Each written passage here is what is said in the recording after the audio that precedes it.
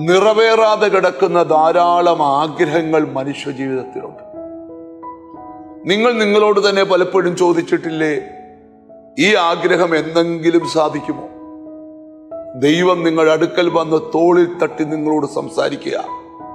നിങ്ങളുടെ ആഗ്രഹങ്ങൾ ചിലത് ഈ ദിവസങ്ങളിൽ ദൈവം പൂർത്തീകരിച്ചു തരാൻ പോകുകയാണ്.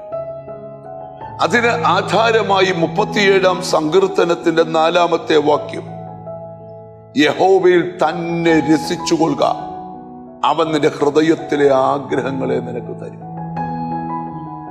2 സന്ദേശങ്ങൾ അവിടെ ഉണ്ട്. നാം ദൈവത്തിൽ സന്തോഷിക്കണം, അവൻ നിന്റെ ആഗ്രഹം സാധിപ്പിച്ചു തരും.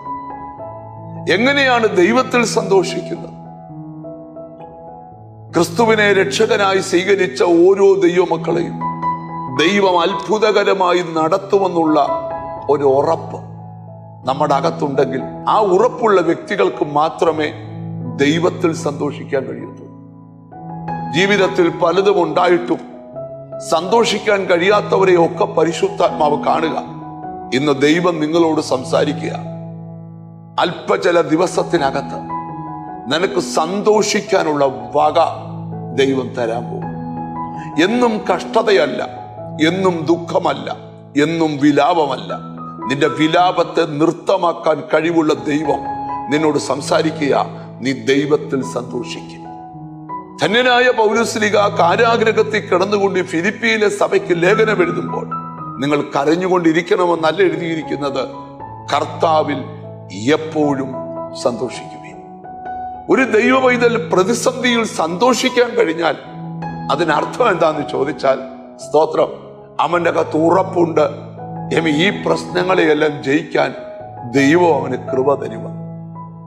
ഇന്ന് ഈ വചനം പറയുമ്പം ദൈവത്തിന് സ്തോത്രം, മനസ്സുകൊണ്ട് പറയണം, നിന്റെ ഹൃദയത്തിലെ ആഗ്രഹം. നമുക്ക് ഇങ്ങനെ പറയാം, എന്റെ ഹൃദയത്തിലെ ആഗ്രഹം യഹോവ ഈ ദിവസങ്ങളിൽ സാധിപ്പിച്ചു തരും. നിന്റെ രക്തബന്ധങ്ങൾക്ക് പോലും വിശ്വസിക്കുവാൻ പറ്റാത്ത രീതിയിൽ നിന്റെ ആഗ്രഹങ്ങളെ സാധിപ്പിച്ച് ദേശത്ത് നിന്ന് ഉരുട്ടിക്കളഞ്ഞ് നിന്നെയും നിന്റെ കുടുംബത്തെ മാനിക്കാൻ ദൈവം തീരുമാനിച്ചിരിക്കുക. നമുക്ക് ഒന്നിച്ച് ദൈവത്തിൽ സന്തോഷിക്കാം. ദൈവം ആഗ്രഹങ്ങൾ സാധിപ്പിച്ചു തരും. ആമേൻ. അങ്ങനെ വിശ്വസിച്ചുകൊണ്ട് പ്രാർത്ഥിക്കാം.